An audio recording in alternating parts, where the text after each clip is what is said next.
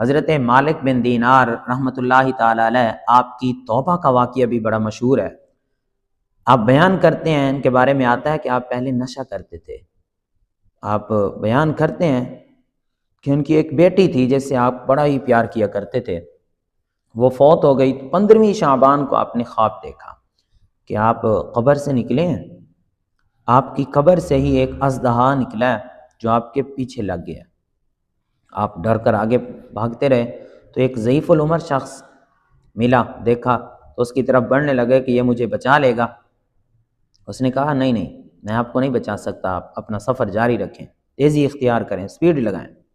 آپ آگے بڑھے تو آپ نے آگ کے کچھ گڑھے دیکھے تو ان میں گرنے ہی والے تھے کہ آواز آئی کہ یہ اس کا اہل نہیں ہے۔ بچ کے آگے نکلے، خواب دیکھ رہے ہیں کہ ایک پہاڑ کے اوپر چڑھے تو دیکھا کہ وہاں پر ایک سائبان ہے، بچے کھیل رہے ہیں وہاں پہ، تو ان بچوں نے آپ کو گھیر لیا، اس میں آپ کی بیٹی بھی تھی، آپ کے پاس آ گئی۔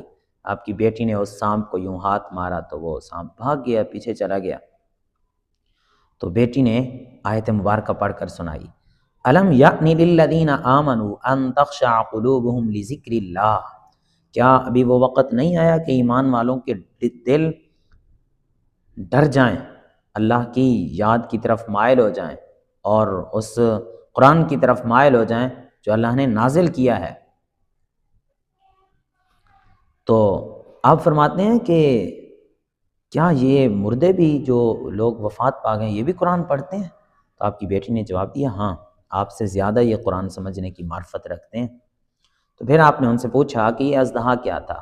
فرمایا یہ آپ کے برے اعمال تھے جو آپ کے پیچھے لگے۔ کہا کہ یہ ضعیف العمر شخص کون تھا؟ کہا یہ کہ آپ کا نیک عمل تھا جس کو آپ نے اتنا کمزور کر دیا ہے کہ یہ آپ کے برے اعمال کا مقابلہ کرنے کی سکت نہیں رکھتا۔ تو کہا کہ آپ توبہ کر لیں، اللہ سے معافی مانگ لیں۔